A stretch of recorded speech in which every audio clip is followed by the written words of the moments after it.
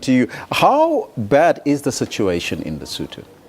Well, we estimate somewhere between 15 and 30% of the population, rural population in Lesotho, is food insecure, and this is as a result of 2 successive crop failures.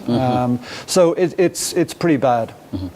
How bad? We asked you the question how bad it is, but what is the government doing in Lesotho besides just asking for donations from other countries?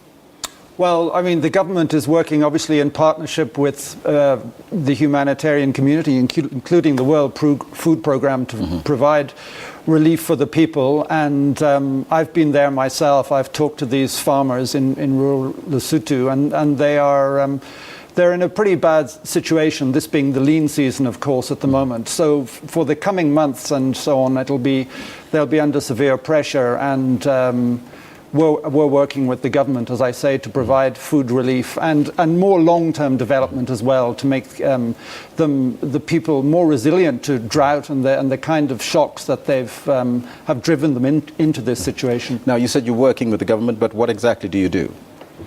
Well, we deliver food to the areas in need, as I say, especially during the lean season.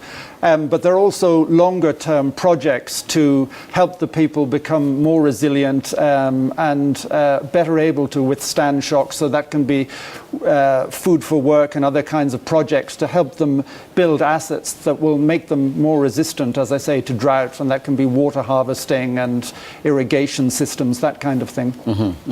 Now, looking at this particular, what additional aid is needed in that country, and can ordinary South Africans assist?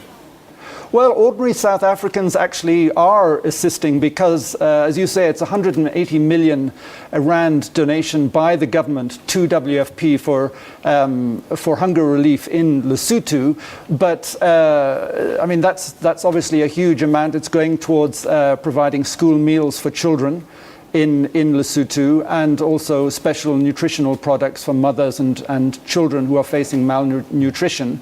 They're also helping themselves because a lot of this money has been injected into the South African economy. All the produce is being sourced here within South Africa, and 40% of it is actually being bought from South African smallholder farmers. So that is a fantastic initiative in partnership with the government, obviously. It's injecting a lot of money into the South African rural economy. What is the greatest need on the ground, though? Is it just food supply? In Lesotho? Yes. The immediate needs, I'd say, are food for hunger alleviation. For example, this donation by the South African government is helping to maintain school meals in primary schools. Had it not been for this donation, that our assistance to primary schools in terms of the school meals would have stopped at the end of last year. So we're able to continue this vital program to provide these school meals. Obviously, I talked about the longer-term development and so on that's needed. But immediately about that longer-term development that you foresee. Well, as with a lot of Southern Africa, increasingly subject to weather-related, climate-related shocks, drought. We've seen it in Malawi, we've seen it in Zimbabwe, we've seen it in Lesotho. Obviously flooding and so on as well.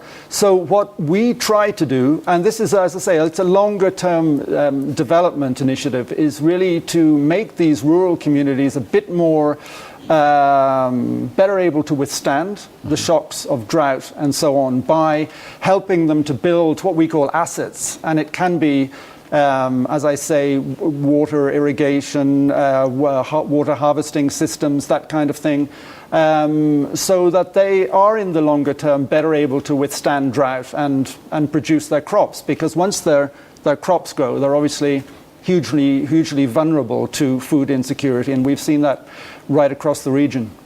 David Orr, thank you so much for your time. It was David Orr, the Regional Director of the United Nations World Food Programme in Eastern, Central and Southern Africa.